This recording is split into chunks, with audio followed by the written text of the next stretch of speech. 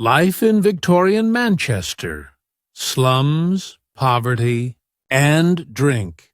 Hey everyone, tonight we're drifting back to the sooty heart of the Industrial Revolution.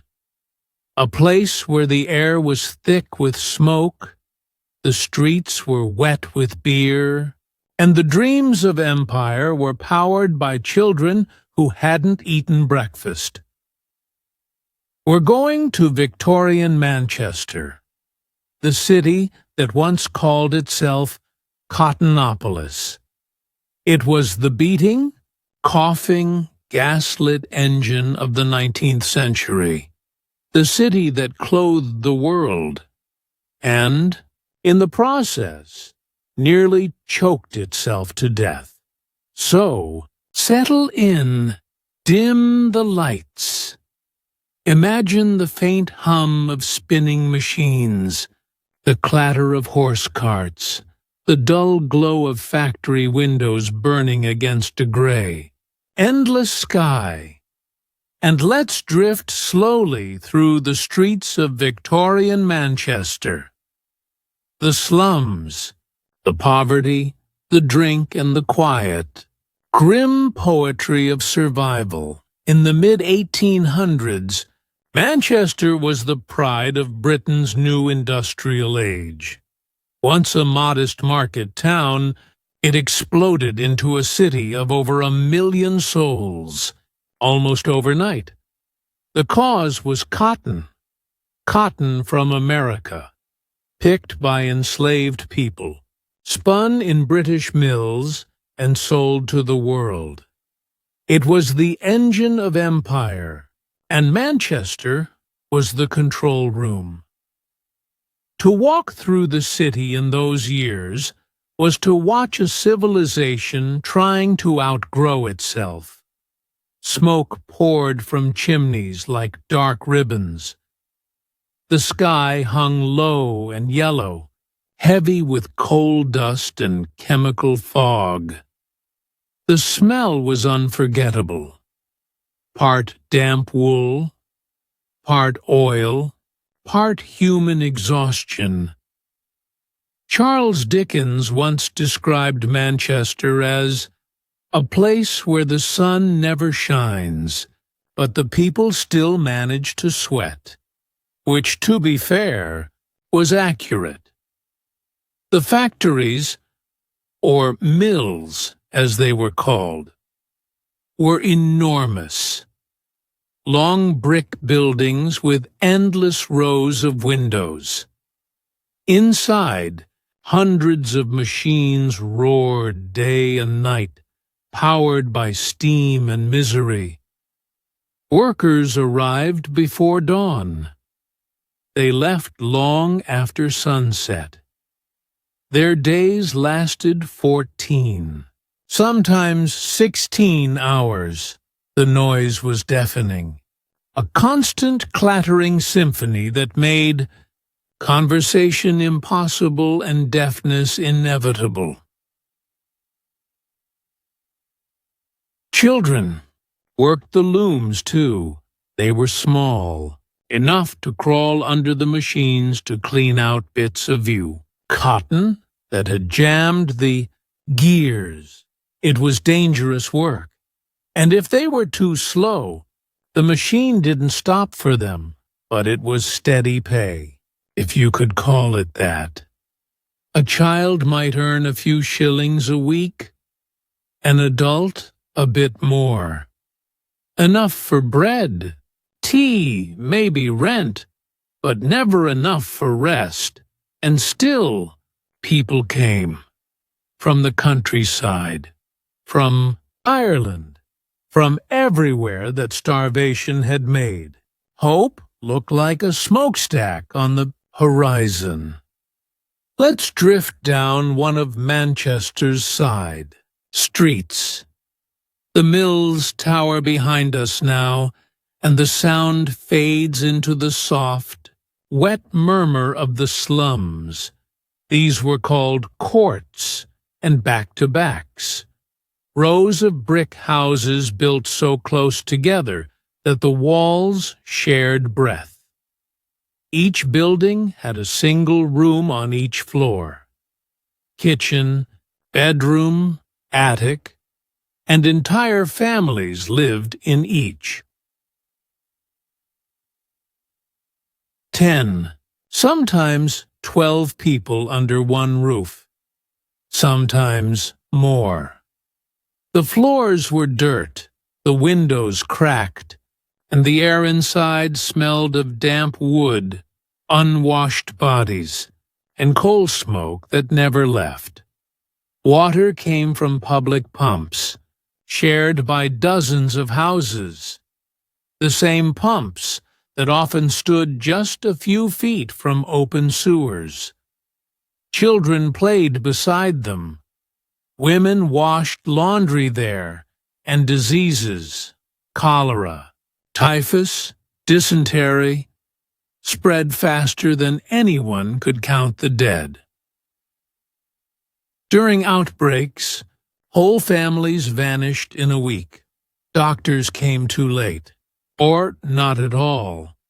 There were no hospitals for the poor, only workhouses, where help came wrapped in humiliation.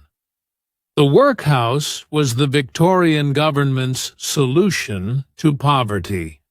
It was a simple, efficient, soul-crushing system.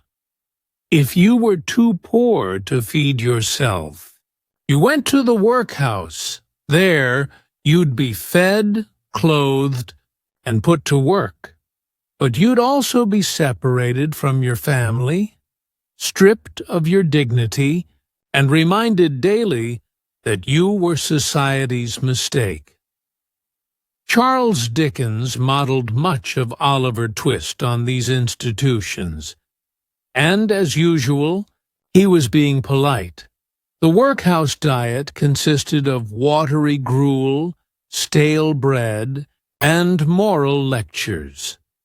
The idea was that people would only come if they were truly desperate. And it worked.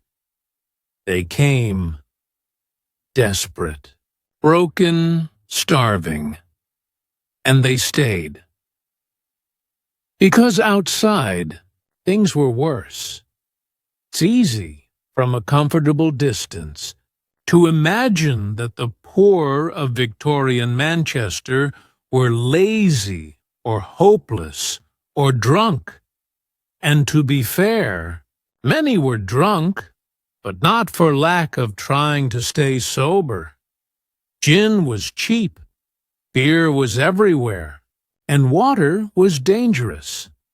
Most of the city's water supply was contaminated by human waste, factory runoff, and dead rats. Beer, at least, was boiled during brewing. It was safer to drink than water, and, for a few pennies, it helped dull the noise of living. Public houses, pubs, were the social centers of working-class life. Every street had one, sometimes two. They were the only warm, bright places in entire neighborhoods. After 14 hours at the mill, a man could stumble into a pub, drink away his wages, and forget that the rent collector would come tomorrow. It wasn't escapism, it was anesthesia. For women, the city was both a prison and a battlefield. Working-class women labored in textile mills, laundries, or as domestic servants. They earned less than men, and if they married, they often lost their jobs entirely. Respectability was their only currency, and it was fragile. A single rumor could ruin a woman's chances of work, marriage, or even friendship. And so, some women turned to prostitution. Manchester's red light district, known locally as Little Ireland, was infamous. The women there lived hard, short lives, selling what little they had to survive. Most were in their teens, many were mothers, all were condemned by the same society that had left them no other choice. Moral reformers called them fallen women. The women themselves called it rent money. But amid all this, the soot, the noise, the hunger, life went on. People fell in love. They sang songs. They told stories by the fire, though the fire was often made of scavenged coal. They celebrated births, mourned deaths, and laughed in ways that baffled visiting journalists who'd come to study poverty from a safe distance.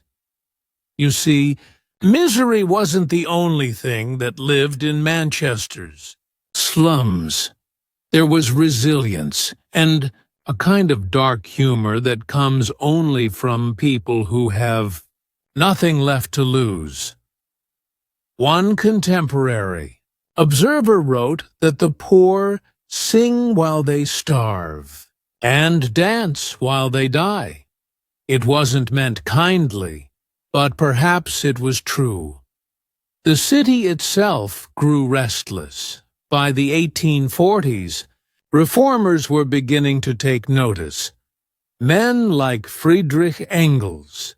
Yes, that Engels, the one who later teamed up with Karl Marx, lived in Manchester and wrote about it. He called it hell upon earth, a place where the rich built mansions on the corpses of the poor. Engels described streets where the air was thick with rot, the ground sticky with filth, and every wall a story of decay. He wasn't exaggerating, yet even he, with all his revolutionary fervor, admitted that the city had a strange kind of vitality. Manchester was alive. Not well, not healthy, but alive. It pulsed with human energy, both creative and destructive. The same hands that spun cotton also built music halls, wrote poetry, and invented machinery that changed the world. By the 1850s, Manchester had become a paradox. Both the richest and the sickest city in Britain. Its merchants grew fat on global trade. Its workers grew pale on factory dust. The upper classes held glittering balls, dined on imported wines, and congratulated themselves on progress. Meanwhile, a mile away, entire families were dying of typhus for lack of clean bedding. This was the moral geography of the Victorian age. Progress on one side of the river, pestilence on the other, but to the Victorians, this imbalance wasn't evidence of injustice. It was evidence of divine order. The rich believed poverty was a test, and that surviving it, or failing to, was proof of moral worth. It was convenient theology. It kept the system running, and if someone died of hunger, well, that was just providence, teaching thrift. Let's drift for a moment into one of those respectable homes on the hill. Far from the slums, a merchant sits in his parlor, reading the Times by lamplight. He's proud of his business. Cotton exports are booming. He talks earnestly about reform, charity, and the importance of self-discipline. He does not, however, talk about the Irish girl who tends his children for a shilling a week, or the boys who clean his factory. floors before dawn, or the girl who lost her hand to a spinning frame last Tuesday. These things are regrettable, of course, but necessary. That was Victorian morality in a nutshell, compassion, so long as it didn't interfere with profit. Yet the story of Manchester isn't just one of cruelty, it's also one of awakening. The same misery that made people drink also made them organize. Trade unions, reform societies, suffrage groups, all found their voices here. Working men demanded fair wages. Women demanded education and respect. Doctors demanded sanitation and housing reform. The city that had once been a symbol of industrial greed slowly became a cradle of social change. And though progress came slowly, painfully, sometimes violently, it did come. Sewers were built. Public health acts were passed. Schools opened their doors to the poor. And by the end of the century, Manchester had begun, however haltingly, to heal. Still, the ghosts of the old city lingered, even into the 1900s. There were neighborhoods where the past refused to die, where the air still smelled faintly of coal and despair, where children still went barefoot, where gin still drowned the day's sorrows, because they always had. The Drunken Angel. How Gin and Grief Ruled the Working Class. Hey, everyone! If you're still awake, we're still wandering through the gray, endless streets of Victorian Manchester. That strange, smoke-stained world of miracles and misery. And tonight, we're following one particular thread that wove its way through nearly every life there. Drink. Because if poverty was the air people breathed, alcohol was the warmth that kept them from freezing. It was comfort. It was company. And, eventually, it was catastrophe. So, pour yourself something calm. Maybe tea, not gin, and let's drift quietly through the taverns and gin palaces of 19th century Britain. A world where intoxication wasn't rebellion, it was relief. The Victorians liked to pretend they were a sober, virtuous people. They preached morality, restraint, and temperance. But underneath all that starch and lace, there was a river of alcohol running straight through society. By the 1850s, Manchester had more than 1,500 licensed public houses, one for every few dozen families. And that doesn't count the unlicensed ones, the beer houses that operated out of back rooms, cellars and alleys, where people brought their own cups and drank by the candle's flicker. The official term was dram drinking. The unofficial one was staying alive. Because for most of the poor, alcohol wasn't a vice, it was a strategy. Let's drift into one of those pubs for a moment. It's evening. The factory whistles have just fallen silent. The streets outside are slick with cold rain. Inside, the air is thick with pipe smoke, laughter, and the smell of spilled beer. Men crowd the bar, shoulders pressed tight. Their hands are black with soot, their faces pale under the lamplight. They're not here for joy. They're here for peace. A pint of bitter costs a penny or two. Gin, cheaper still. And for that, you get a few minutes of warmth, a bit of numbness, a reminder that you're still a person and not just a pair of hands at a machine. The gin itself was powerful stuff, raw, oily, and often dangerous. It was usually homemade, distilled in basements with whatever ingredients were available. Sometimes juniper, sometimes turpentine, occasionally both. But it was strong, and that was what mattered. A few swallows, and the aches of the day slipped away. A few more, and so did everything else. Mothers gave it to their children to stop them crying. It was called Mother's Ruin, and the name was more accurate than poetic.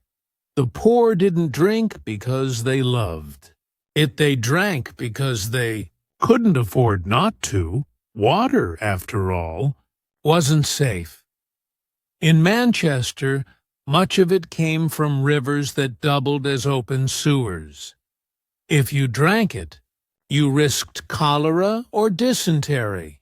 If you boiled it, you needed coal, which cost money you didn't have. Beer, at least, had been boiled in brewing.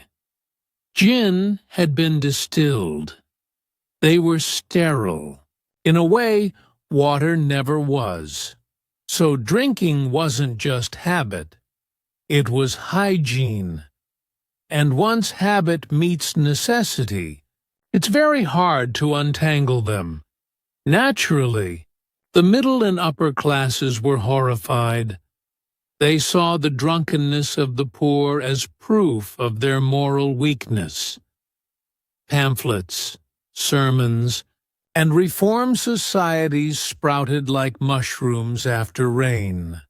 The temperance movement was born, a grand effort to sober up the nation, one lecture at a time. Well-meaning reformers, often dressed in black, traveled through the slums handing out tracts titled Things, like The Cup of Death and Drunkards and Their Doom. They printed illustrations of skeletal figures clutching gin bottles, and women collapsing in gutters while their children starved beside them. To be fair, some of those images weren't far from reality, but they missed something vital, that the drunkards were often already doomed.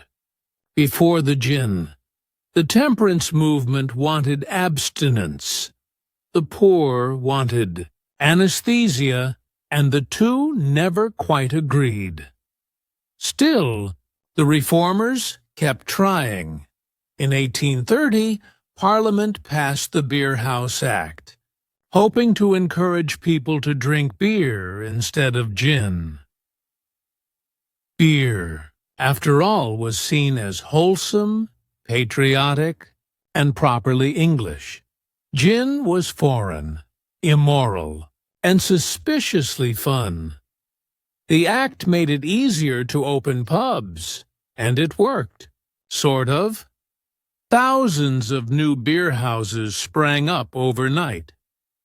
But of course, once the drinking began, people didn't stop at beer. Gin followed them in through the back door.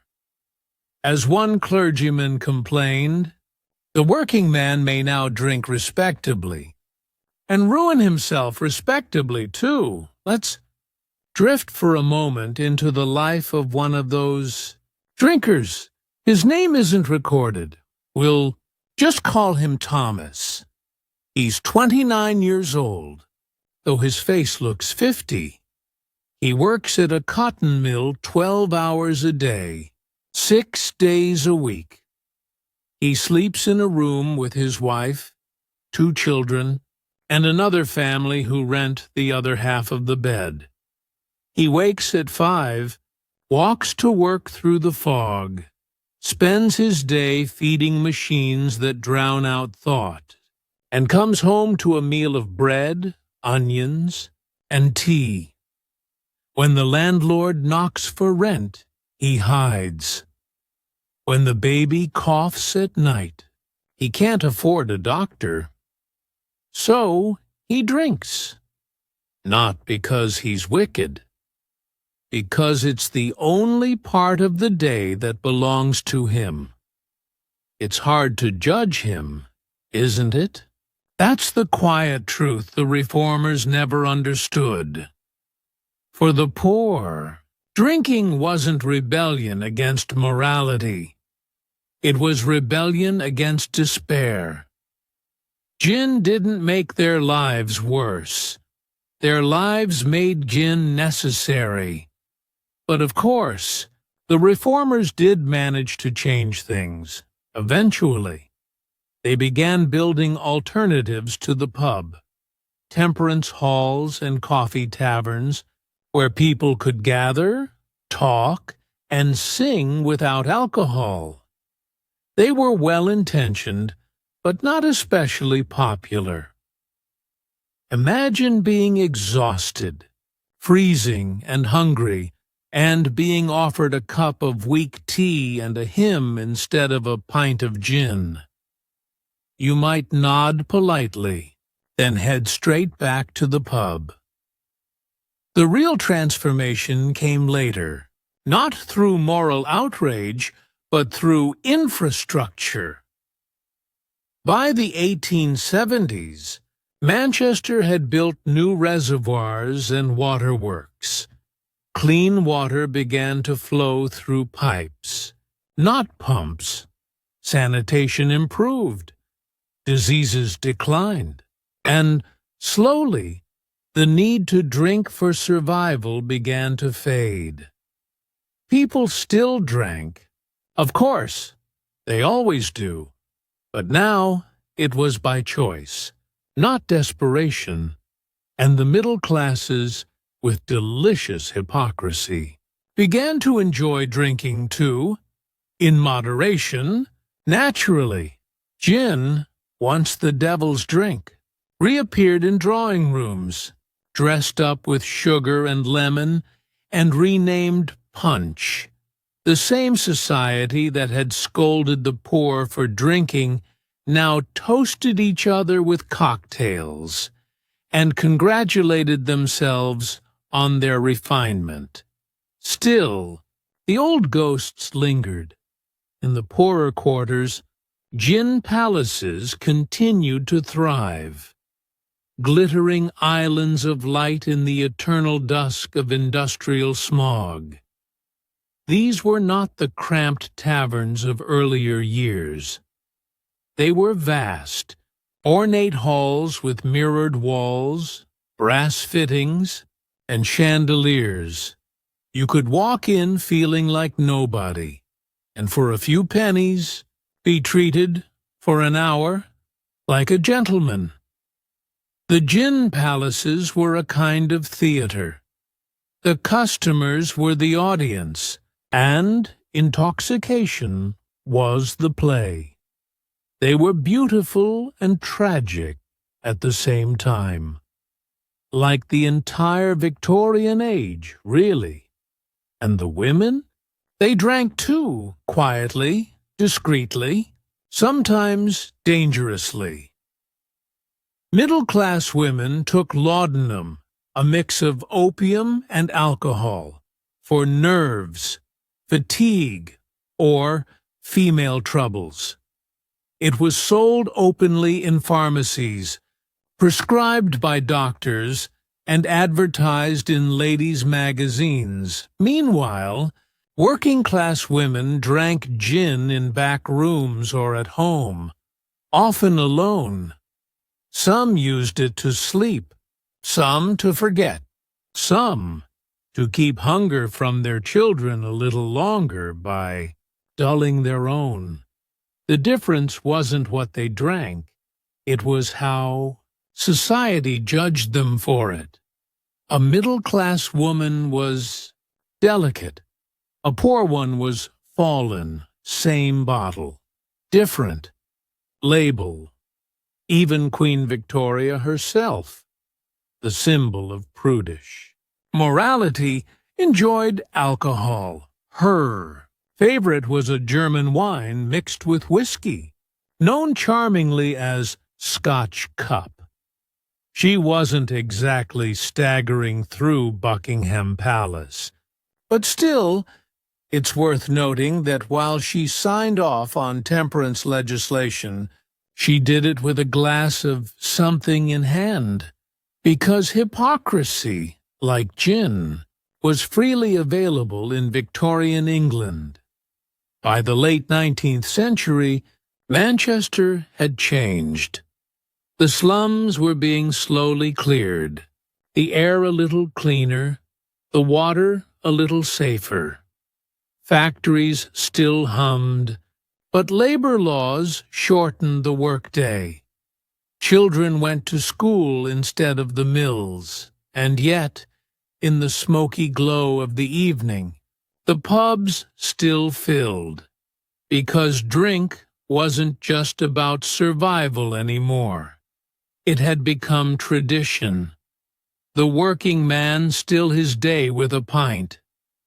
The reformer still ended hers with a sermon. And the city, somewhere between sin and sanctimony, kept moving forward. There's something haunting about that balance, the way every society finds its own kind of escape. For some, it's alcohol. For others, it's work money or moral superiority. The Victorians were addicted to all of them. So as you drift toward sleep tonight, picture it again. That narrow street under the gaslights, the rain falling softly on the cobblestones, the muffled laughter spilling from a tavern door. Inside, the room is golden with warmth. Someone singing an old song, half remembered. A man raises his glass to no one in particular, and for a brief, flickering moment, life feels kind. The smoke will rise. But tonight, at least the gin burns sweet in his throat, and the world is quiet. And perhaps that's the strangest irony of all. From the darkness of those slums came the first flickers of social conscience. Out of soot and misery, progress. So, as you drift toward sleep tonight, imagine that distant city, its chimneys silhouetted against a smoky dawn, its cobblestones wet from the rain, its people rising from narrow beds to chase another day's survival. The quiet madness of the Middle Ages. Hey everyone! Tonight, we're drifting back to a time before therapy, before medication, before the concept of mental health as we know it, back to an age when madness was not an illness, but a mystery, a whisper of divine punishment, or maybe the devil, a sign of sainthood, or sin, depending on who you asked. We're going to wander through the Middle Ages tonight, through monasteries, asylums, and city streets filled with the quietly unwell. And we'll ask a question no one back then could quite answer. What actually happened to people who went mad in the medieval world? So if you're already tucked in, lights low, and your mind pleasantly foggy, good. We're about to spend the night among kings who raved, saints who starved, peasants who muttered at the moon, and the unfortunate souls who became examples of what not to be. Madness. Before medicine, the medieval mind lived in a world saturated with religion. Every birth, every death, every bad harvest, every toothache, it all had a moral explanation. If you went mad, that meant something had happened to your soul, not your brain, and because no one could open a skull and find the problem, people explained it through the only framework they had: God, sin, and demons. That's not to say everyone agreed. Some physicians, especially those influenced by the old Greek and Arabic medical texts, thought madness came from physical imbalances. Too much black bile, for instance, could cause melancholy. Too much yellow bile might bring rage. Others thought it was air, bad air, hot air, the wrong kind of air, or maybe the moon, which is where we get lunacy. But for the average person, there was no question. If someone started shouting at invisible enemies or weeping uncontrollably in church, they were possessed. And that meant they needed a priest, not a doctor. Demons, saints, and the blurred line between them, it's easy to think of madness as something purely tragic. But in the Middle Ages, it was complicated. Sometimes it was feared. Sometimes it was revered. Certain forms of apparent insanity, visions, trances, hearing voices, could mark someone as chosen by God. Saints, after all, were famously odd. Take Marjorie Kempe, an English mystic from the early 15th century. After giving birth, she suffered what we'd now recognize as a severe postpartum breakdown. She screamed, tore her clothes, and claimed to see demons. Her neighbors called for a priest, but Marjorie recovered and decided God was speaking directly to her. She began weeping publicly for hours on end, claiming divine ecstasy. People followed her out of morbid fascination. Others avoided her entirely. She was, as one chronicler put it, mad, or else full of grace. And that's the thing about medieval spirituality. It didn't always draw a clear line between holiness and madness. You might be burned as a heretic in one town and venerated as a prophet in the next. Intuition depended on who you annoyed first. The devil in the details, of course. Not everyone got the benefit of the doubt. If your visions were the wrong kind, if they contradicted church teaching or made local priests uncomfortable, then your madness suddenly became evidence of possession. And possession required purification. This could mean fasting, prayer, exorcism, or being tied to a bed while monks sang psalms over you for days, Some exorcists used relics and holy water. Others preferred more physical persuasion, like beating the devil out. There were recorded cases of people being forced to swallow mixtures of blessed herbs and salt, while priests shouted Latin incantations at their faces. It was all very spiritual and very loud. If you survived, you were declared cured. If you didn't, well, at least your soul was clean. Madness in high places now. Let's drift upward, away from the peasants and into the candle-lit halls of kings, because mental illness, as it turns out, did not discriminate by class. And when a king went mad, everyone suffered. Let's start with one of the most famous royal breakdowns in history. King Charles VI of France, also known, ironically, as Charles the Beloved. He began his reign in 1380, young, handsome, and relatively normal.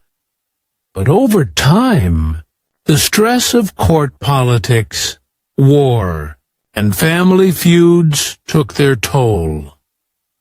Then, one day in 1392, while riding with his men through a forest, Charles suddenly drew his sword and attacked his own knight, claiming that they were traitors. He killed several before being restrained. When he came to, he had no memory of what he'd done. From then on, his sanity unraveled. He believed he was made of glass and would shatter if anyone touched him. He forgot his own name. He occasionally forgot he was king. At one point, he ran howling through the corridors of his palace until he collapsed. And because this was medieval France, everyone around him did the worst possible thing. They started fighting over who got to rule in his name. Naturally, it made everything worse. Charles's wife, Isabeau of Bavaria, took control of the court, earning herself a reputation for extravagance and scandal. His brother Louis and cousin John the Fearless began an open feud that eventually escalated into civil war. France descended into chaos, all because the king had quietly lost his mind. And no one could admit that. Because if madness was divine punishment, then saying the king was mad meant admitting God had condemned him. So instead, they blamed sorcery. Rumors spread that Charles had been cursed by an enemy with a poisoned charm. The idea that he might just be ill, mentally, not spiritually, was too modern to contemplate. Madness as inheritance. If Charles VI's story sounds isolated, it wasn't. Royal madness ran through European dynasties like a hereditary ghost. The Habsburgs, for instance, were famous for their chins, but equally notorious for their nerves. Centuries of inbreeding didn't just warp their faces.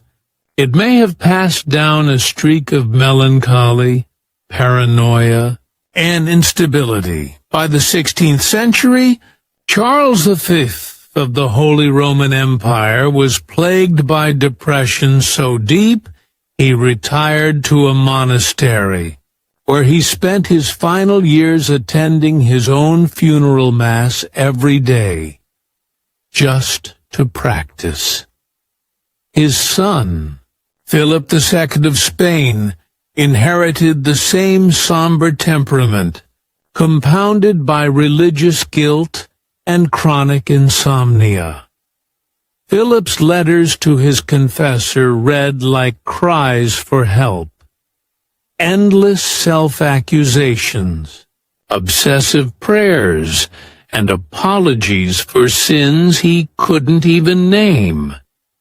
And later, of course, came Joanna of Castile, better known as Juana la Loca, Joan the Mad. Her story deserves its own midnight retelling. Ardenti Ford. Juana the Mad Juana was the daughter of Ferdinand and Isabella, the same monarchs who financed Columbus and united Spain under the Catholic crown. She was intelligent, well-educated, and, by all accounts, sensitive to a fault. She was also married off to Philip the Handsome of Burgundy, who was, regrettably, both handsome and terrible. Philip treated Juana with contempt. He flaunted his mistresses, mocked her jealousy, and encouraged rumors of her instability. And, as often happens when people are gaslit by their spouses for years, she began to unravel. When Philip died suddenly at 28, Juana's grief tipped into obsession. She refused to bury his body. For months, she traveled across Spain with his coffin, insisting she could not part from him. Courtiers tried to reason with her. She refused to listen. Eventually, her father decided enough was enough and confined her to a convent. She lived there for nearly 50 years, half a century of isolation, while the men in her family ruled in her name.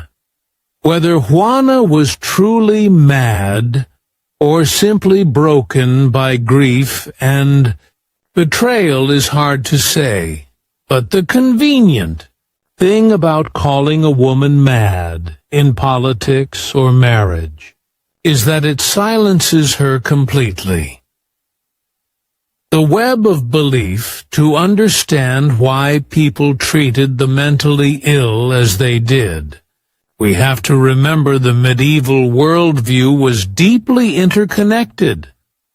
Body, soul, and society weren't separate. They were one system.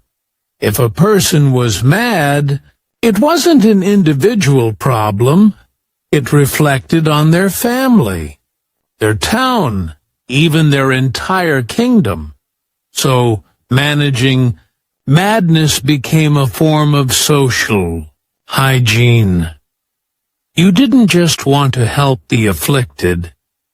You wanted to keep their chaos from spreading. That's why towns began building special facilities, often attached to monasteries, to isolate the mad.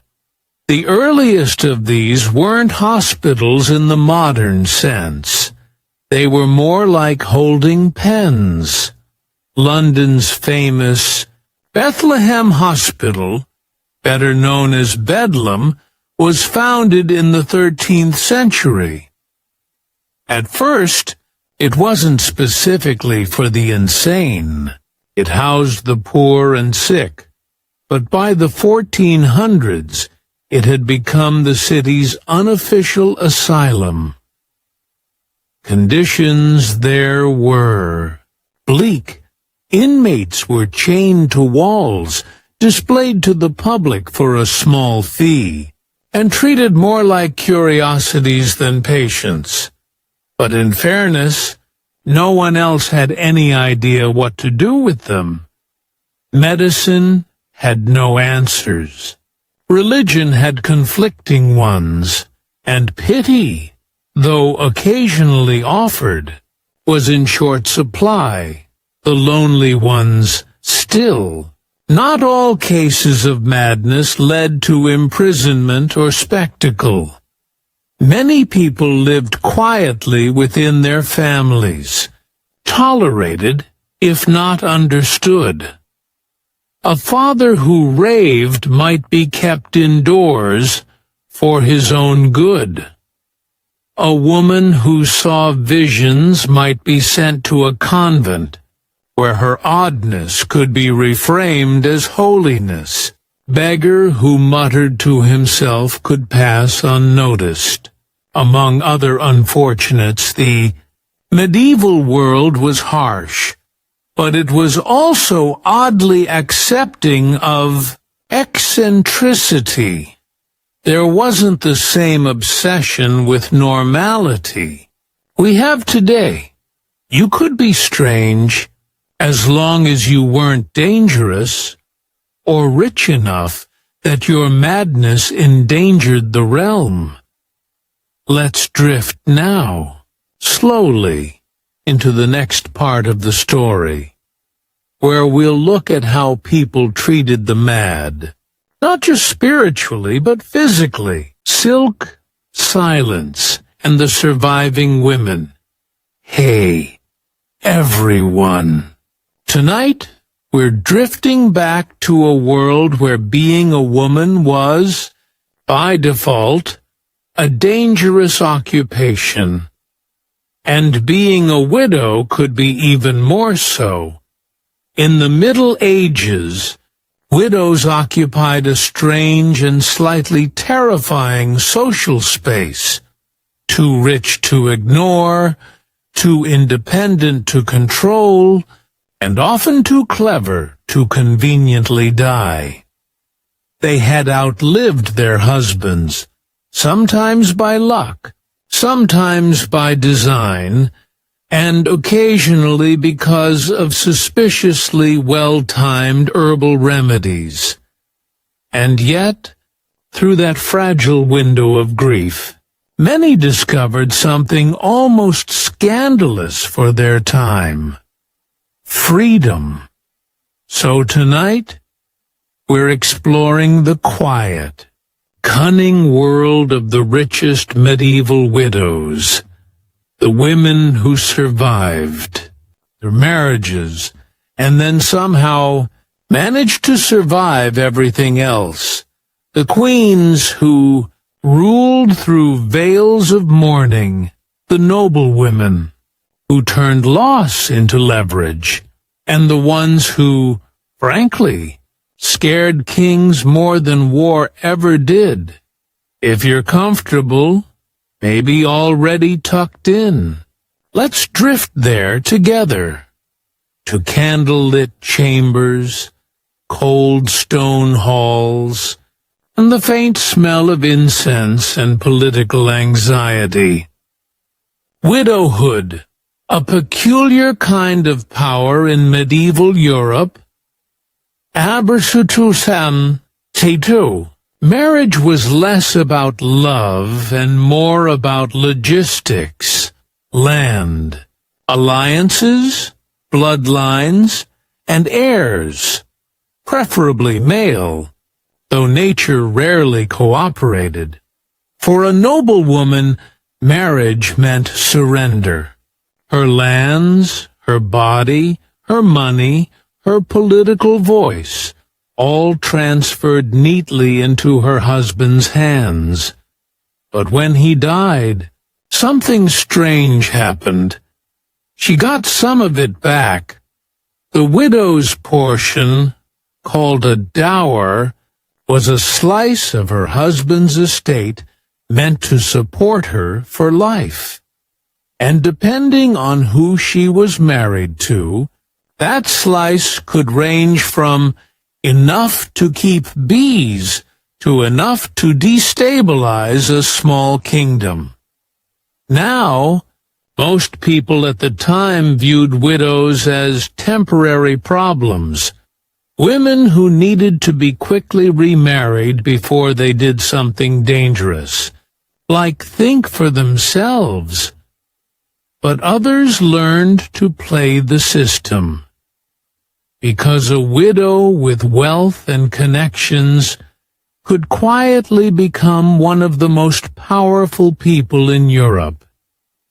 She could control estates, command armies, and negotiate marriages, not for herself, but for her children. And because she technically acted in memory of her husband, she could do it all under the respectable cover of grief. The Queen who refused to retire. Eleanor of Aquitaine. Let's begin with the woman who practically invented medieval female power, Eleanor of Aquitaine. She was born into one of the largest and richest territories in France, and she didn't just survive her husbands. She outmaneuvered both of them. Her first marriage, to Louis VII of France, was an exercise in piety and mutual disappointment. Louis was devout, serious, and famously dull. Eleanor was charming, ambitious, and not particularly interested in spending her 20s praying for the success of the Second Crusade. The pair eventually went on that crusade together, because, of course they did, and it went about as well as you'd expect for a royal couple trapped on a desert. Pilgrimage for 3 years. Rumors spread that Eleanor was having an affair with her uncle, the Prince of Antioch, which may or may not have been true. Either way, Louis didn't take it well. When they returned to France, Eleanor promptly asked for an annulment on the grounds of consanguinity. Too closely related, she claimed, which, given the family trees of European royalty, was like claiming the sky was too blue. Still, the Pope granted it. Most women in her position would have retired quietly to a convent. Eleanor, naturally, remarried within 8 weeks to Henry Plantagenet, soon to be Henry the Second.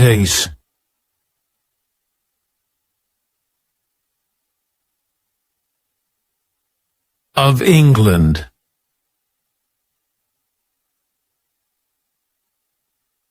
Power couple, power struggle with Henry. Eleanor was finally matched, if not in affection, at least in ferocity. They ruled over half of France and all of England, and their marriage was a masterclass in strategic cooperation, followed by open warfare. Together they produced 8 children, including Richard the Lionheart and King John, the latter of whom would later lose almost everything his mother had built. Eleanor ran her own courts, traveled independently, and managed the vast lands of Aquitaine with efficiency that put Henry's ministers to shame. But Henry didn't appreciate sharing power or the spotlight. Eventually, Eleanor supported her sons in a rebellion against him. It didn't go well. Henry captured her and imprisoned her for the next 16 years. But here's the thing. He never dared execute her, because even as a prisoner, Eleanor was too valuable. Her lands, her lineage, her alliances, all were too deeply woven into the politics of Europe. And when Henry finally died, Eleanor, now well into her 60s, returned to power. She arranged marriages for her grandchildren, negotiated truces, and traveled more miles in her 70s than most knights did in their prime. By the time she finally retired to a monastery in Fontevraud, she'd been queen of both France and England, a prisoner, a regent, and the architect of an empire. Eleanor wasn't just a widow. She was a quiet political machine in a wimple. Widowhood as camouflage. That's the thing about medieval widowhood. It offered a strange kind of invisibility. As long as a woman played the part of the grieving matron, she could get away with almost anything. She could write letters, move money, negotiate dowries, and even command troops, if she called it defending her late husband's legacy. Society didn't expect widows to remarry quickly. Mourning could last years, even decades, and while everyone assumed she was sitting at home praying for his soul, she might actually be running half the realm. The Dowager Duchess, Margaret Beaufort, another. Woman who mastered this delicate balancing act was Margaret Beaufort, mother of Henry VII and grandmother of the entire Tudor dynasty. Margaret was married off at the ripe old age of 12. Her husband, Edmund Tudor, was 24. He promptly died of plague when she was 13, leaving her pregnant with a son who would one day become king. Now, in most cases, that would have been the end of the story. A child widow, tucked away, her destiny decided by others.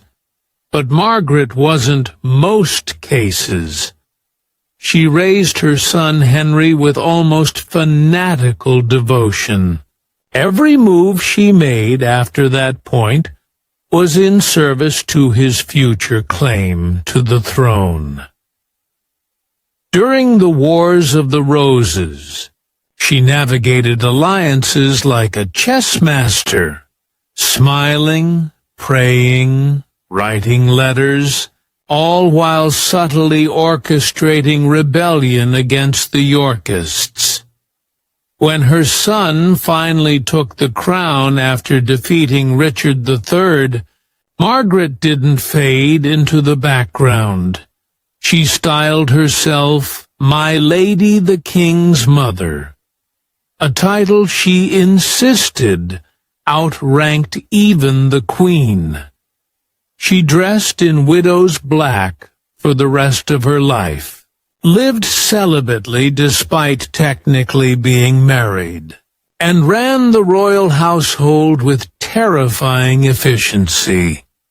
Everyone described her as devout, which she was, but her version of piety included strict budget control, political surveillance, and reminding everyone that, technically, she'd been doing this longer than they had. Playing the long game Margaret's secret was patience. She understood that widowhood was like a chess opening. You didn't make the bold moves right away. You waited, you positioned your pawns, you let your enemies underestimate you, and when the time was right, you made your play. In her case, that play reshaped English history. Without her political maneuvering, the Tudor dynasty wouldn't have existed, and without her restraint, her ability to act unseen under the guise of holy widowhood, she likely wouldn't have survived long enough to see it happen. Mourning, money, and manipulation across Europe. Further, this same pattern repeated in quieter ways. Rich widows, freed from marital control, learned to use their legal and financial rights with surgical precision. They loaned money to monarchs. They funded abbeys, which doubled as spiritual insurance and political favor. Some became patrons of art and learning, subtly shaping culture from behind the scenes. Others, less noble, perhaps more human, used their newfound independence to indulge in things they couldn't before. Jewelry, lovers, elaborate estates filled with suspiciously handsome servants. And, of course, they wore black, the color of piety. The color of power disguised as grief. The widow who outlived everyone. Caterina Sforza, let's drift south now to Italy. To the glittering, treacherous world of Renaissance courts. Caterina Sforza of Milan was not the sort of woman who believed in staying quiet. She married into the ruling family of Forlì, and when her husband was assassinated, she didn't faint or flee. She marched to the fortress, seized it, and locked out her enemies. When rebels threatened to kill her children unless she surrendered, she reportedly stood on the walls, lifted her skirts, and said, "Do what you will.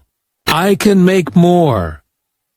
It may or may not have actually happened, but the rumor alone tells you everything about her reputation. As a widow, she ruled Forlì with an iron will, negotiated with popes and princes, and defended her lands against Cesare Borgia's armies. When she was finally captured, even Borgia admitted she was a woman born to command men. Caterina's story, like Eleanor's and Margaret's, is what happens when society underestimates grief. People assumed widows would retreat into piety and prayer. But for many, widowhood was the first time they could actually breathe. And when powerful women had a little breathing room, they often built empires with it.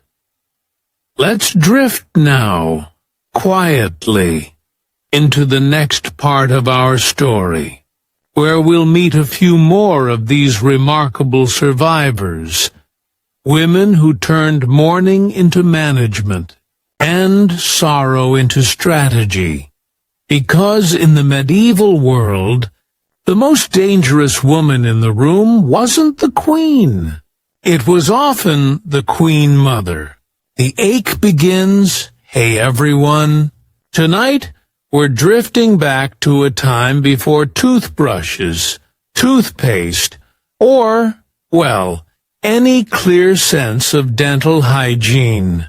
So, if you're already tucked in, lights low, jaw slightly unclenched. Good.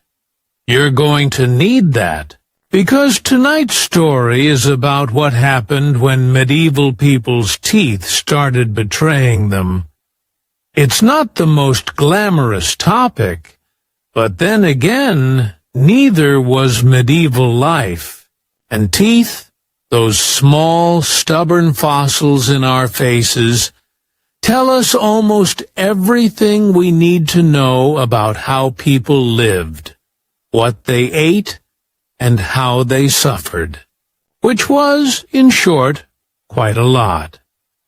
Now, when you picture a medieval peasant, you might imagine missing teeth, blackened gums, and a sort of permanent jaw-related despair.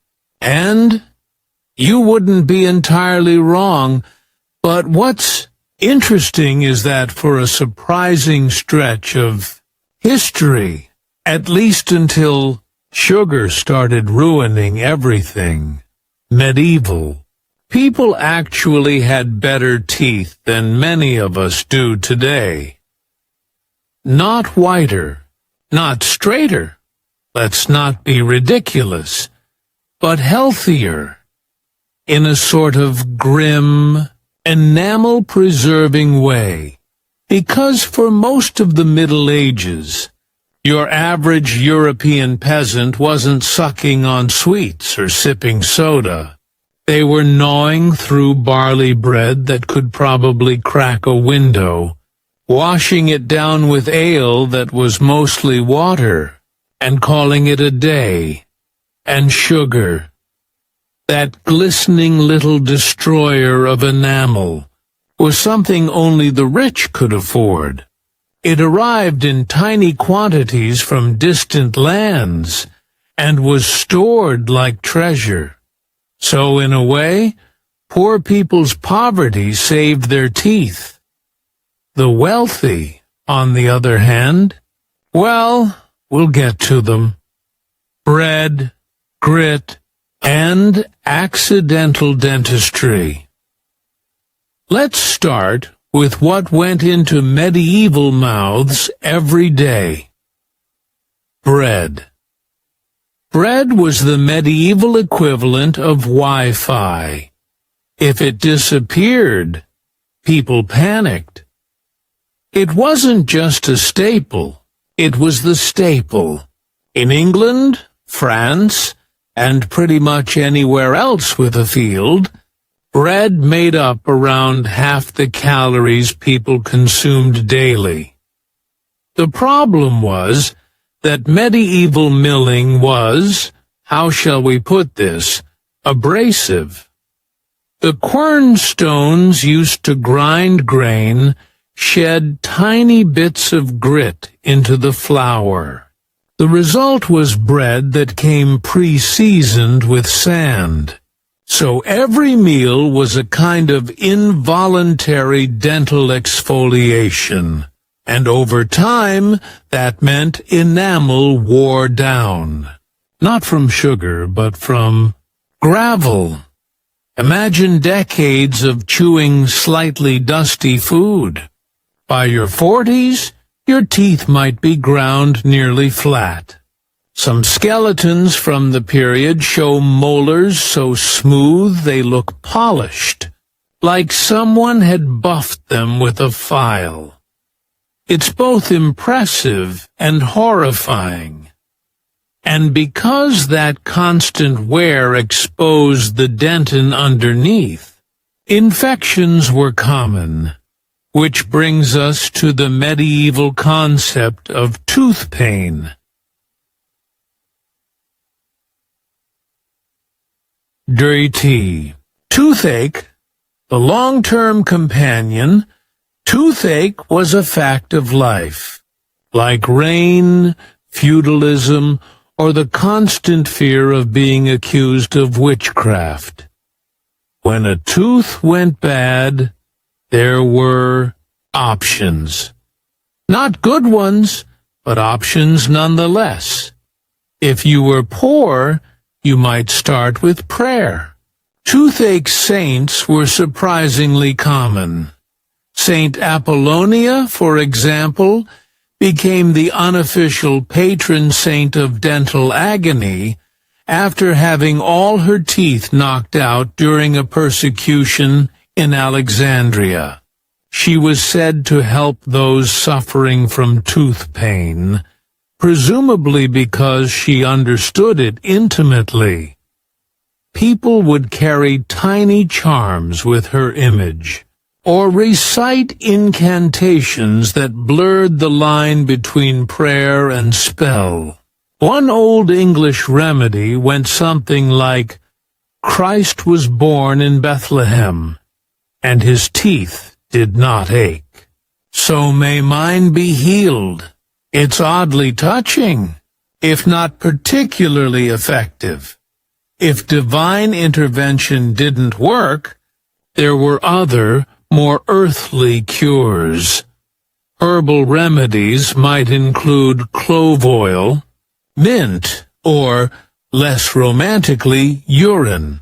Some manuscripts actually suggest rinsing the mouth with it, which, others advised heating small iron tools and pressing them to the offending tooth. Yes. Burning. Nothing says this'll help like a bit of amateur cauterization in your kitchen. But for the truly desperate, there was always extraction. Medieval dentistry, a profession of pain tooth pulling in the Middle Ages, wasn't really a job. It was more of a side hustle. Barbers, blacksmiths, and traveling tooth drawers all offered their services, usually in marketplaces, often surrounded by a crowd of fascinated onlookers, because of course they were fascinated. Watching someone get a tooth pulled was free entertainment. The tools were simple: pliers, tongs, or sometimes a kind of curved lever known as a pelican, named for its beak-like shape. The process was, in technical terms, brutal. There was no anesthetic, no sterilization, no guarantee you'd leave with your jaw still attached. Some barbers advertised their skills by hanging extracted teeth from their shop. Signs, little trophies of previous customers. You can imagine the smell on a summer day. Still, people went, because when your mouth was throbbing, when sleep was impossible, and your head felt like it was being gnawed by demons, anything seemed better than doing nothing. If you were lucky, the tooth came out cleanly. If you weren't, well, infections, abscesses, and sepsis were common follow-ups. The odd beliefs that made it worse. But let's be fair. Medieval people weren't ignorant. They just had very different frameworks for understanding pain. Many believed toothache wasn't caused by decay at all, but by tiny worms living in the tooth. Yes, worms. This idea had been floating around since at least Babylonian times, and it stuck around, much like the hypothetical worms themselves, well into the 17th century. Manuscripts describe methods for drawing them out. One involved heating beeswax and henbane seeds, holding the mixture to the tooth, and waiting for the worm to crawl out. In reality, of course, nothing emerged except smoke and regret.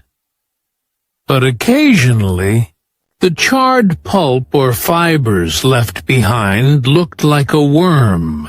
which only reinforced the belief. Confirmation bias. 12th century edition.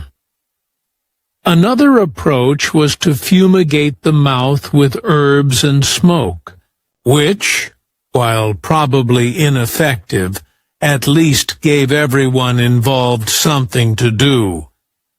Meanwhile, in the castles, if peasants faced toothaches with grit and prayer, the upper classes faced them with, well, overindulgence. By the late Middle Ages, sugar was trickling into Europe through trade with the East. It was expensive, exotic, and fashionable. The wealthy put it in everything. They preserved fruit in it, sprinkled it on meats, even used it to sculpt elaborate sugar statues called subtleties, tiny edible artworks that often depicted saints, castles, or occasionally themselves. Of course, their teeth paid the price. Archaeologists examining royal remains have found teeth riddled with cavities, abscesses, and enamel loss. Henry III of England was known to suffer from toothaches, so severe he ordered special sugar loaves to be ground finely for easier eating, because nothing says dental awareness like soothing decay with more sugar. By the Tudor era, sugar had become a full-blown addiction among the upper classes. Queen Elizabeth's teeth were famously blackened, though she tried to disguise the fact by having her ladies darken theirs as well. A strange kind of solidarity. We're all rotting together. Girls. Strange remedies of the rich now. Wealth didn't necessarily mean better medical care. It often just meant more elaborate nonsense. Royal physicians might prescribe ground pearls, powdered coral, or gold leaf mixed into pastes for brushing. Some even recommended rubbing teeth with ashes of burnt bread or salt, which, surprisingly, wasn't entirely useless. The abrasion helped remove plaque, though at the cost of enamel. Elizabethan tooth powders could include things like crushed pumice, rosemary, and, of course, mercury. Because if your teeth weren't falling out from sugar, the poison would take care of it. And when extraction was necessary, nobles called in the best surgeons money could buy. Unfortunately, the best still meant no anesthesia and no concept of germ theory. A smile in the dark. It's worth noting that people didn't smile with their teeth much in medieval art or in life, partly because portraiture didn't really lend itself to expressions, and partly because, well, they knew what they looked like. Open-mouthed laughter wasn't considered dignified. It was associated with madness, foolishness, or the lower classes. So even if someone had all their teeth, they likely wouldn't show them. It's oddly poetic, in a way. An age when everyone was grimly keeping their mouths shut, both socially and literally. The archaeological truth. When modern archaeologists dig up medieval skeletons, they find that story written right there in bone and enamel. Peasants' teeth are often worn, but clean. smooth from grit, but rarely riddled with cavities. Monks, on the other hand, tend to have more decay, possibly because their diet, while meatless, was heavy in carbs, honey, and alcohol, essentially the medieval version of a soft food nightmare. City dwellers show more dental disease than rural ones, likely thanks to denser populations and, let's be honest, less incentive to brush after every mug of ale. The overall impression is one of quiet suffering. People lived with dental pain for years. They adapted. They chewed on one side, avoided hard foods, or let abscesses slowly hollow their jaws. Let's drift over to the next part of the story, where things start to get strangely medical. Because by the late Middle Ages, some people began trying to understand teeth not as cursed objects, but as anatomy, and that small shift from superstition to science would eventually change everything. The Forgotten Wives of Rome.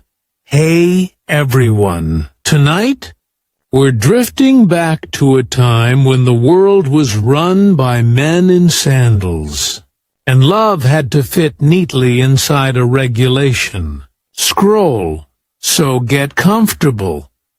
Dim the lights. Let the day slide quietly away, because tonight we're following the stories of women who were never supposed to exist. The wives, lovers, and not quite wives of Rome's soldiers. They waited beside lonely frontiers, raised children who technically weren't allowed to be born, and tried to build lives in a system that politely refused to acknowledge them. And somehow they managed. A marriage. You couldn't have, for the first few centuries of the Roman Empire, a curious law hung over the heads of every legionary. He wasn't allowed to marry, not officially. Anyway, soldiers were expected to give their loyalty to Rome alone, to the eagle standard, not to a wife. The logic was simple in that heavy-handed Roman way. A married soldier might hesitate on the battlefield, worrying about his wife and children. He might be tempted to settle down, to buy land, to stop conquering things, and, of course, that was unacceptable. So, marriage was banned. Legally, a soldier could not have a wife until after he retired, which meant that tens of thousands of men spent 20 years pretending not to have families, and tens of thousands of women spent 20 years pretending not to be wives. It was one of those bureaucratic fictions the Romans were so good at. Everyone knew it was nonsense, but everyone went along with it. The women who waited. Let's drift to a dusty military camp on the northern frontier. You can almost smell the smoke from the cooking fires. Hear the clang of armor being repaired, the endless murmur of Latin, Greek, and local dialects mingling in the air. Outside the fort walls is a vicus, a little settlement that grew up naturally around every garrison. traders, craftsmen and women who followed the legions wherever they went, and among them are the unofficial wives. Some were local women who'd met soldiers posted there. Some were camp followers who traveled from one fort to the next. A few were women from Italy who somehow ended up at the edge of the empire, chasing the man who couldn't marry them. They lived in wooden huts, often within sight of the fort gates, and built lives as best they could. They cooked, washed, mended uniforms, and occasionally ran taverns or bathhouses. They were indispensable and invisible. To the army, they didn't exist. To the soldiers, they were everything. Love under legal supervision. Now, this doesn't mean soldiers were celibate. Far from it.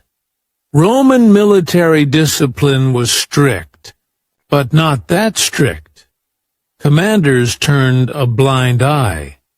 Some even encouraged unofficial families, because it kept the troops happier and less likely to riot. And the Romans were always terrified of riots. So, while a soldier couldn't legally marry, he could live with a woman, call her his wife, and raise children with her. Everyone knew what was happening. The paperwork just didn't. There are letters from Roman Egypt where soldiers write tenderly to the women they loved. One soldier, named Appian, wrote to his mother and his dear sister, Shonans, by which he almost certainly meant his wife. He told her to keep well and pray for me every day, and promised he'd send money as soon as he could. It's all very sweet, until you remember that, in the eyes of Roman law, that woman was nothing to him. The paperwork problem, and that's where things get sad. Because without a legal marriage, the wife had no rights.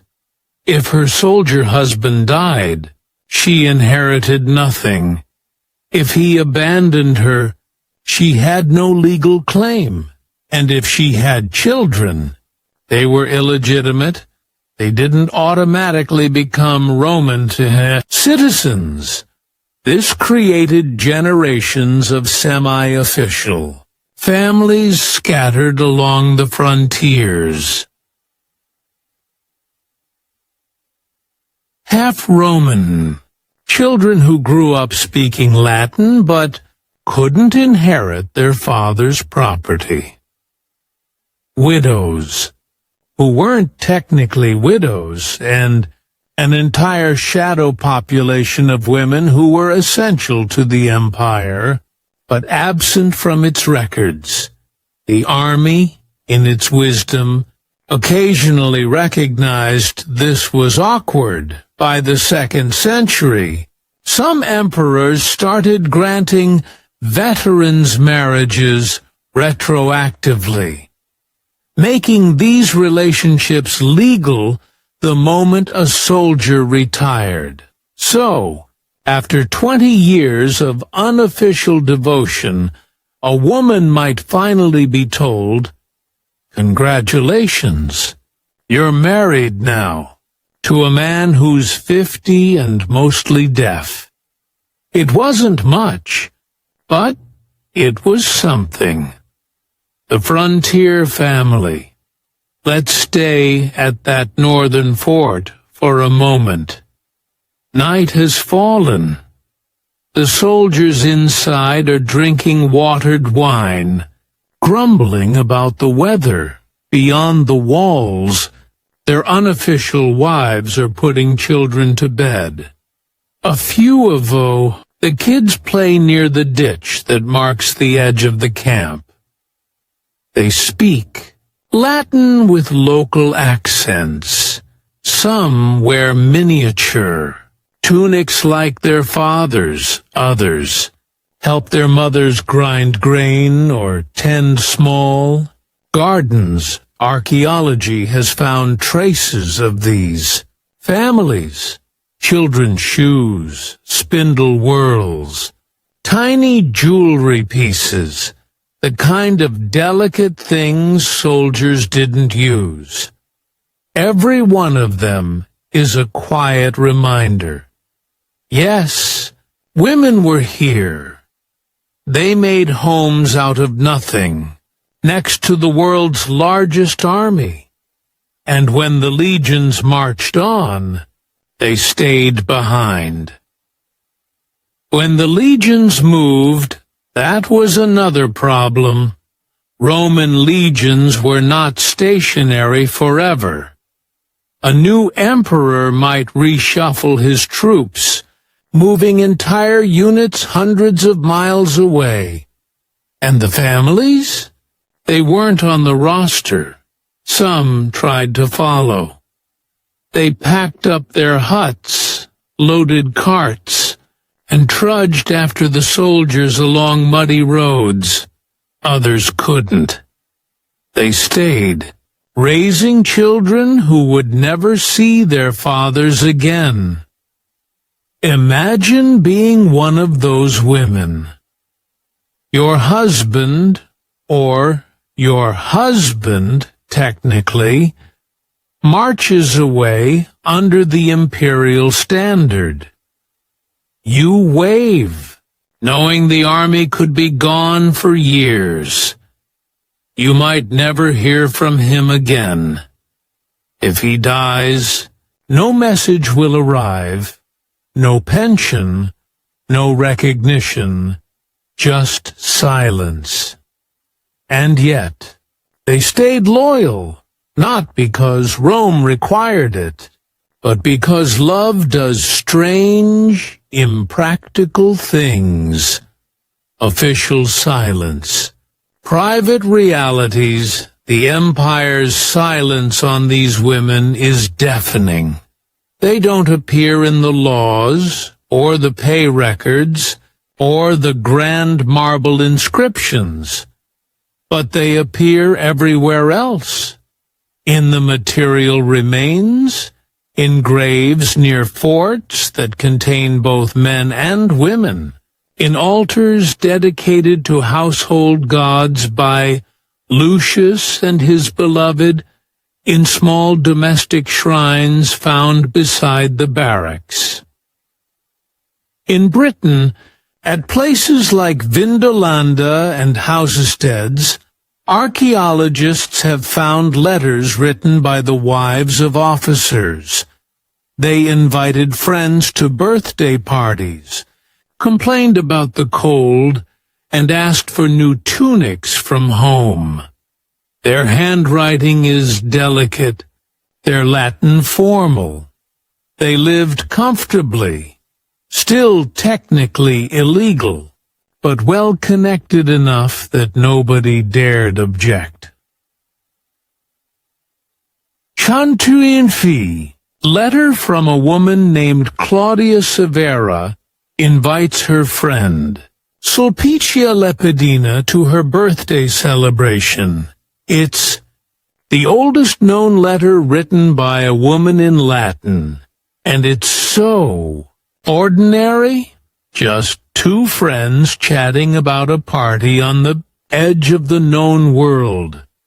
It's a quiet window into a vast, bureaucratic empire, and the soft human lives that slipped between the lines. The emperor's view back in Rome. The emperors occasionally remembered that their soldiers were human.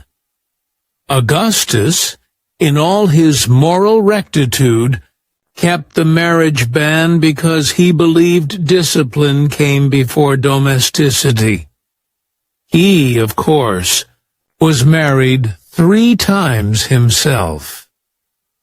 Later, emperors began to loosen the rules.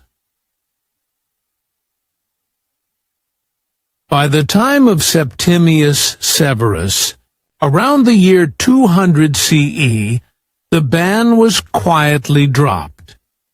He realized that married men fought just as well as single ones, and probably smelled better. Suddenly, the invisible wives became visible. Their children could inherit citizenship. Their names began appearing on tombstones. After centuries of pretending, the empire finally admitted what everyone already knew. The Roman army had always been a family business, but by then, generations of women had already lived and died in the gray space between law and love. A soldier's goodbye. Picture one of them. Her husband is an older veteran now, his hair going gray, his armor dented from decades of service. He's finally been granted the right to marry her. There's a small ceremony, maybe, or just a handshake in front of the local magistrate. And then he dies not long after. Because that's what tends to happen when you've spent 20 years marching across Europe in sandals. She buries him with a small inscription.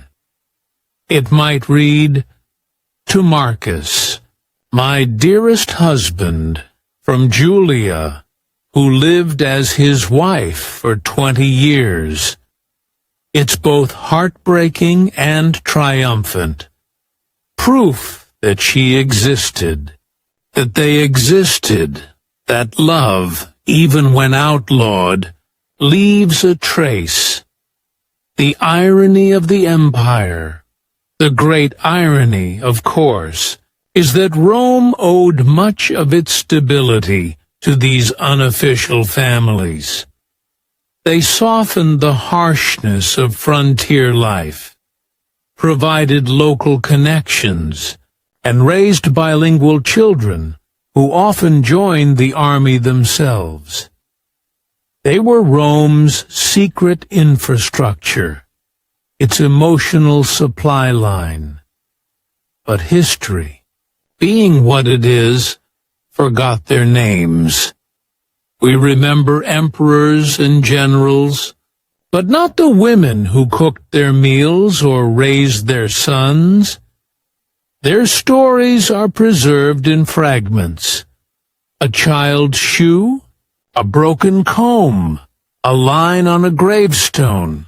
Still, those fragments whisper enough. They tell us that love in the ancient world was both ordinary and defiant.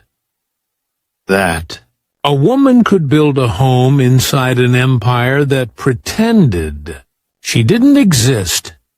Settling by the campfires, night deepens. Imagine the sound of the Roman camp quieting down. The soldiers have stopped boasting. The fires are burning low. Somewhere outside the palisade, a woman stirs a pot over a small flame, humming softly in a language that isn't Latin. A child sleeps nearby, curled under a rough wool blanket, the scent of the Middle Ages. Hey, everyone. Tonight, we're drifting back to a world before deodorant, before daily showers, and before people thought that washing might actually be good for you. A time when smelling clean was suspicious, and smelling interesting was practically fashionable. So, get comfortable. Dim the lights. Maybe light a candle, something that smells faintly of wood smoke and damp linen to set the mood, because tonight we're exploring a strangely overlooked question. How did people actually smell in the Middle Ages? It's one of those topics that modern history likes to laugh about. We've all heard the jokes that everyone stank, that no one bathed, that medieval towns were rivers of filth, with castles perched politely above the stench. And yes, some of that is true, but not all of it, not even most of it. The real story is quieter, subtler, and, in its own way, rather fragrant. Because medieval people did care about smells. They just had different priorities.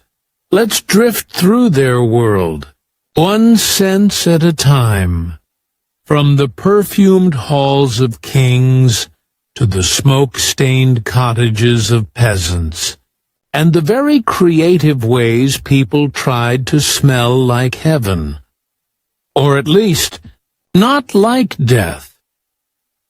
The nose knows, a medieval theory of smell to understand why medieval people smelled the way they did. We have to start with what they believed about smell. And that takes us, inevitably, to medicine, which, as usual, is where things get a bit strange. According to medieval physicians, who based much of their wisdom on ancient Greek and Roman texts, smell was moral. A good scent indicated health, virtue, and balance. A bad one suggested corruption, not just of the body, but of the soul. Odors, they thought, were literal emanations of the humors inside you. If you smelled foul, it wasn't because you'd skipped a bath. It was because your black bile was misbehaving, or your phlegm had decided to express itself through your armpits. This logic applied to the world as well. Foul. Air was believed to cause disease through miasma or bad vapors. Cities that reeked of refuse weren't just unpleasant. They were actively dangerous, which is why, contrary to popular belief, medieval people didn't like filth. They feared it.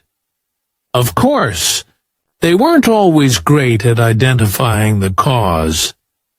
They thought it was the smell that made you sick, not the bacteria creating the smell, but they were at least halfway there, which, for the 14th century, is honestly impressive.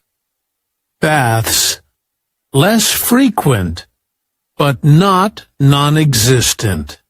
Now, let's talk about bathing, the most misunderstood medieval habit of all. It's often said that no one in the Middle Ages bathed, that they trudged through life in a crust of their own history, which is not exactly accurate. People did bathe, just not daily. And not always alone. Public bathhouses were common across medieval Europe. Bustling, steamy places where people of all classes came to soak, gossip, and occasionally make morally ambiguous decisions. In many towns, they were run by the same guilds that managed bakeries or barbers, because cleanliness, like bread, was considered essential. These bathhouses offered tubs of warm water scented with herbs, sage, rosemary, or lavender if you were lucky. You'd undress, step in, and scrub yourself down with rough linen or even sand. It wasn't exactly a spa day, but it was more pleasant than most YouTube comment sections. Of course, the church eventually decided this was all far too fun. By the 14th century, bathhouses began closing, condemned as dens of vice and temptation, which, to be fair, they probably were. And then came the Black Death, and with it, the idea that bathing opened your pores to deadly air. After that, people grew cautious. They washed selectively, hands, faces, feet, and whatever else felt urgent. But full baths? Rare and slightly alarming. The dry clean method. Medieval hygiene. Without water, so, if people weren't bathing every day, how did they keep clean? With dry hygiene, a combination of wiping, brushing, and perfuming. Linen shirts were key. A proper medieval person might not bathe often, but they changed their underclothes frequently, sometimes even daily. The linen absorbed sweat and oils, keeping the skin itself relatively fresh. Think of it as an early form of body armor against odor, a wearable filter, if you will. When linen wasn't enough, there were other tricks. People rubbed their skin with scented powders, or washed with vinegar, wine, or rose water. They cleaned their teeth with mint, sage, or, less romantically, crushed charcoal. They even used early deodorants, made from alum, or powdered herbs. So, yes, they smelled, but not necessarily worse than a crowded subway at rush hour. Just differently, more wood smoke, more wool, more humanity, perhaps. Perfume, pomanders, and the art of not reeking. The higher your social rank, the better you smelled. Or at least, the more effort you put into pretending you did. Medieval nobles were obsessed with good smells, not because they feared body odor, though that helped, but because scent was a mark of refinement. Perfume wasn't just decoration. It was social armor. A queen's chambers, for instance, would be filled with herbs and flowers. Sweet basil, violet, rose, and marjoram. Servants, burned incense or perfumed wood chips to mask the odor of 100 courtiers packed into one hall. Even clothes were scented, soaked in lavender water, or stored with dried roses to keep moths and reality at bay. If you stepped into a medieval court, it wouldn't have smelled bad so much as overwhelming. A fog of human breath, beeswax, damp wool, meat stews, and sweet perfume. something like stepping into a candle store that's just finished cooking lunch. The true elite carried pomanders, small, ornate balls filled with aromatic herbs, ambergris, or cloves. They hung from belts or necklaces, gently radiating the message, "I am clean, wealthy, and still alive." Ambergris, by the way, came from the intestines of sperm whales, a detail most nobles politely ignored while dabbing it behind their ears. Cities, a symphony of smells, now. While the upper classes were busy perfuming themselves, the cities around them composed their own olfactory symphonies. And they were complex. Imagine walking through a 13th century town. The air carries the scent of wood smoke. Anturtukiti maverdiuan sinturtuetu. Tallow candles, horse dung, bread baking, fish rotting, and the faint tang of iron from a nearby forge. There's the sweetness of spilled ale from the tavern door, the sharpness of leather being tanned, and the less charming aroma of whatever the butcher just decided to throw into the gutter. To medieval people, this wasn't necessarily unpleasant. It was just normal. The smell of life, of work, of survival. If you dropped them into a modern city full of car exhaust and deodorant, they'd probably faint. And yet, they noticed bad smells keenly. When something stank beyond reason, a cesspit, a tannery, a plague pit. People complained. They moved away if they could. Cities hired rakers to cart off refuse. They weren't oblivious. They just lived closer to the source of everything. Today, we chase authentic experiences. They had them all the time, whether they liked it or not. The rural aroma, of course. Most medieval people didn't live in cities. They lived in villages or scattered farms, surrounded by animals and open air. And they smelled, well, earthy, a blend of hay, sweat, wood smoke, and livestock. It wasn't foul exactly, just natural.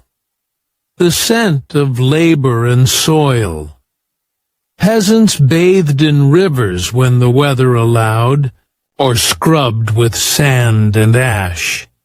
They used herbs to mask smells, sometimes hanging them from rafters or weaving them into their hair.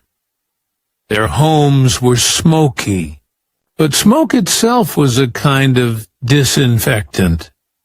It kept away insects, damp and unwanted neighbors, and, as strange as it sounds, that steady haze of wood smoke probably helped preserve both their food and their sanity.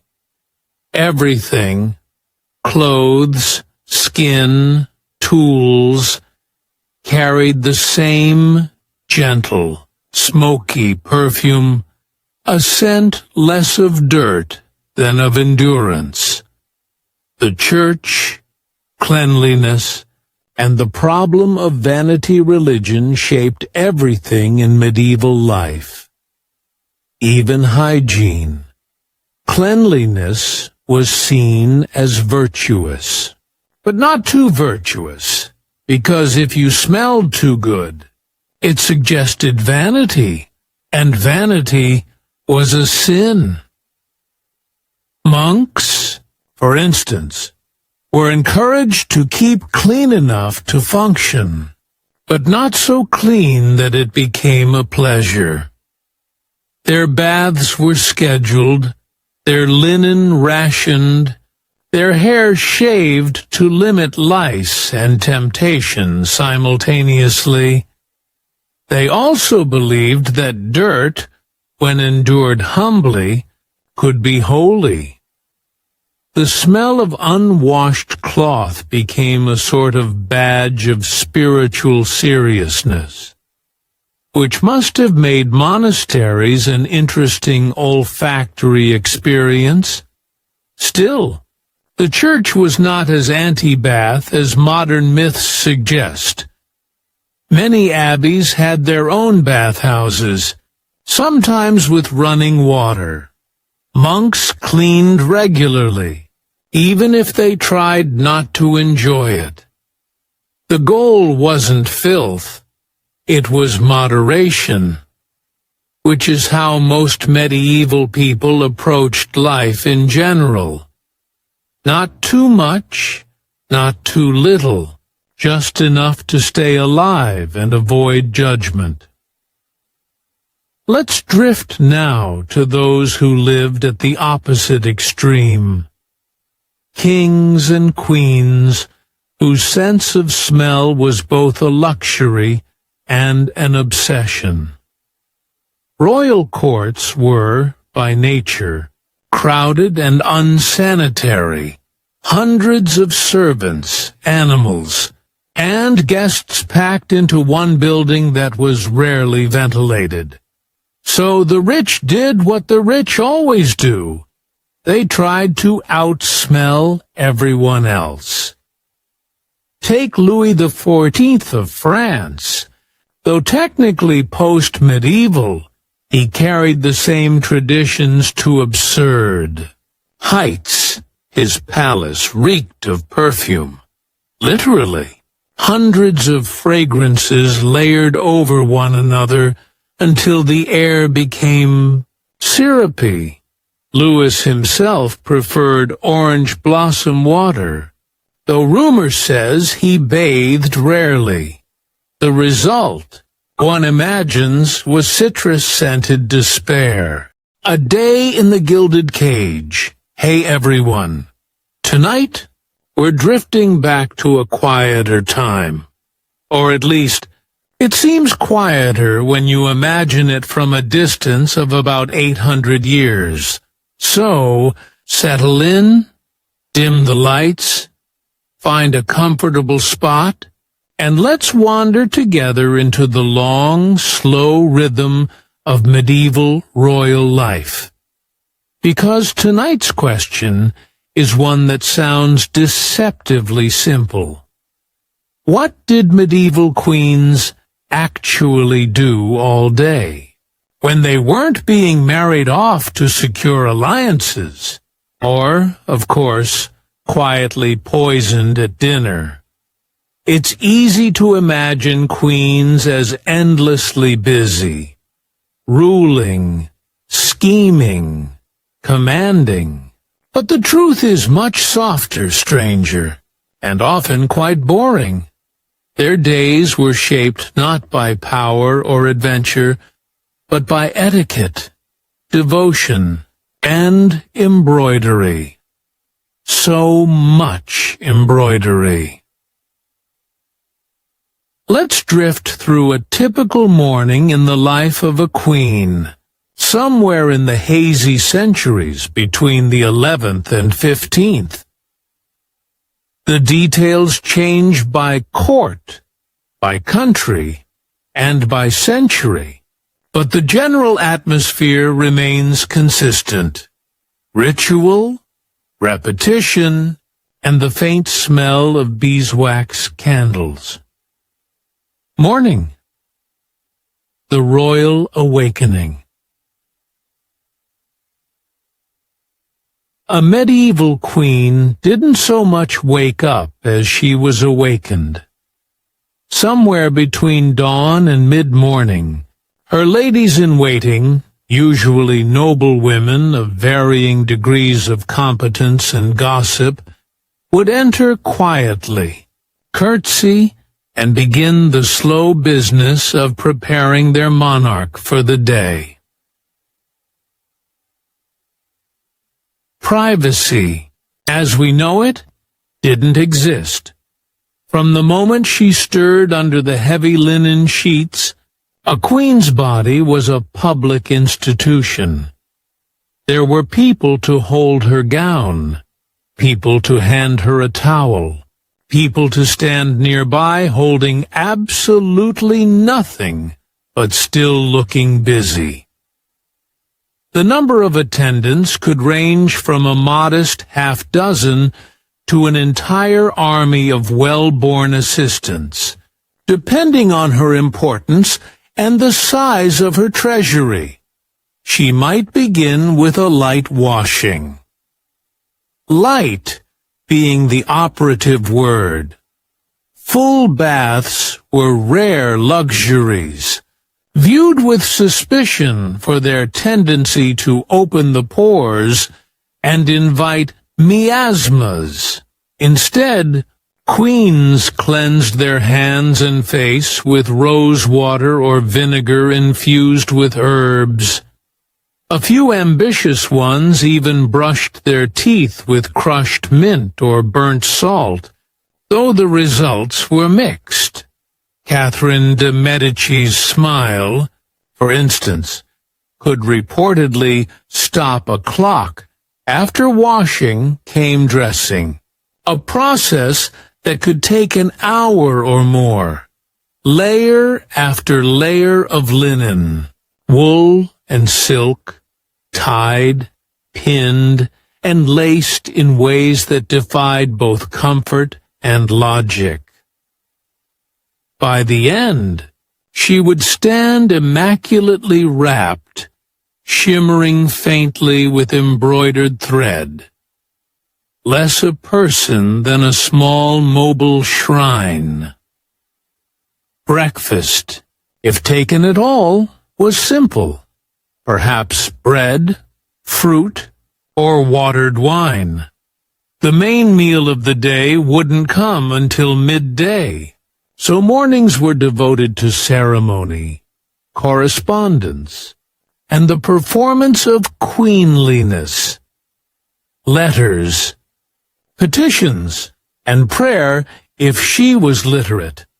And many were, at least enough to sign their name and recognize insults.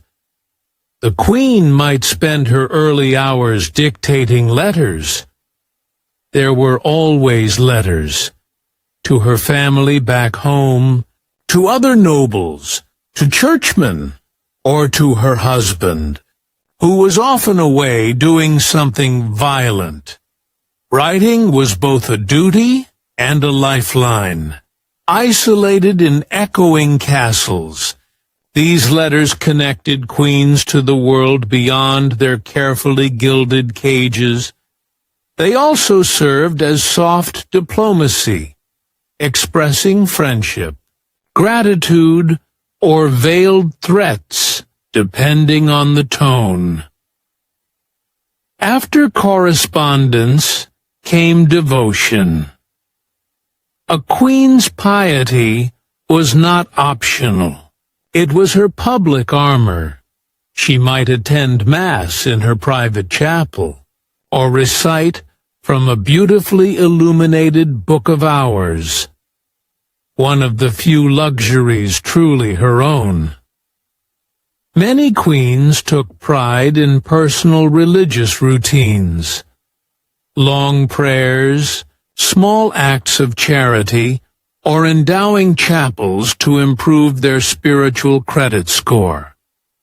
But of course, devotion was also a performance. Even in prayer, she was being watched by her attendants, by priests, by ambassadors reporting home about her virtue or lack thereof.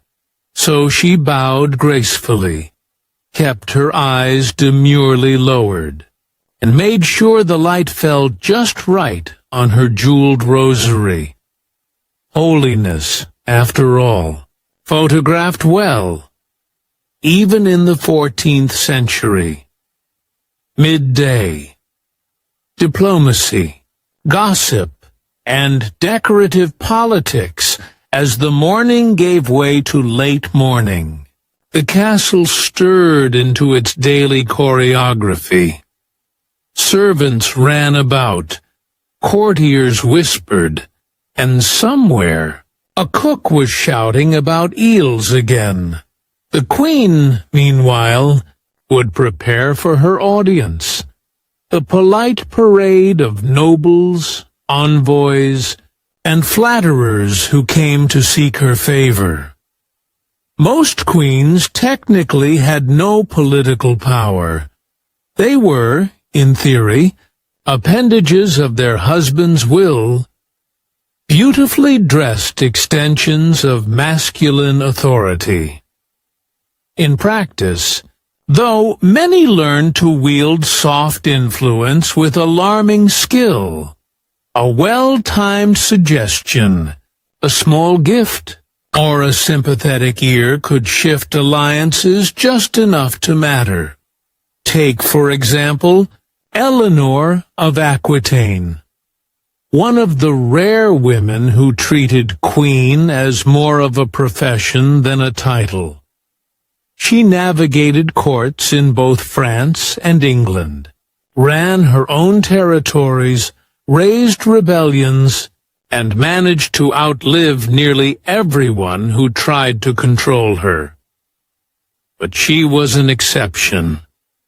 Most queens were not so free.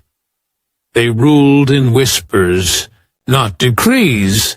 During these morning audiences, a queen might receive petitions, requests for charity, pardons, or favorable marriages. Sometimes she'd simply nod and promise to speak to the king, knowing perfectly well that she never would. It was part of the game, looking gracious while doing very little. And of course, there was gossip.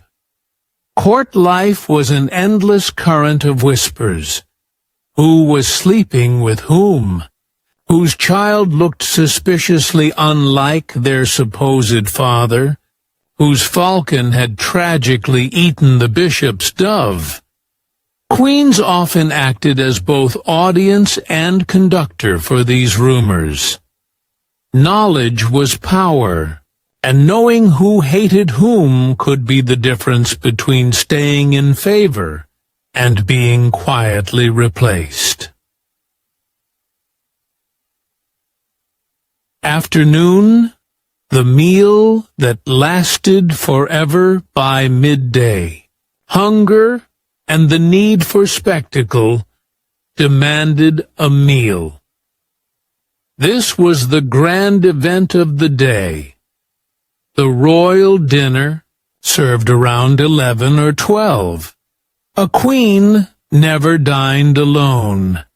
Even private meals were attended by dozens of people, because apparently nothing said tranquil lunch like an audience of minor nobility staring at your soup. The food itself could be magnificent or miserable. Lavish feasts featured roasted swans, sugared fruits, spiced wine, and pies that occasionally contained live birds. A sort of medieval party trick that was far less charming for the birds involved. On fast days or during Lent, things grew more creative.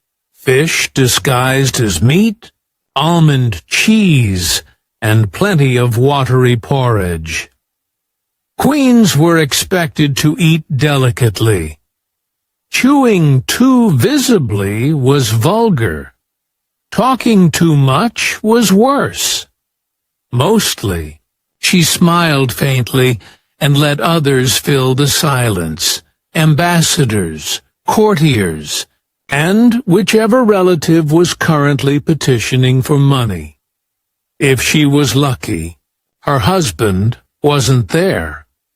Royal marriages, as you might imagine, were rarely built on affection. They were political contracts, sealed between strangers, and maintained out of duty. That didn't stop kings from being jealous, suspicious, or simply intolerable. Some queens endured public humiliation. Others managed to build quiet companionship. A few, like Isabella of France, solved the problem by overthrowing their husbands altogether. Efficient, if not restful. Afternoon, leisure, embroidery, and existential. Ennui after the meal came the longest stretch of the day. The endless, echoing afternoon. There were no meetings to attend, no wars to plan, and rarely any privacy. So queens filled the hours with what we might politely call pastimes.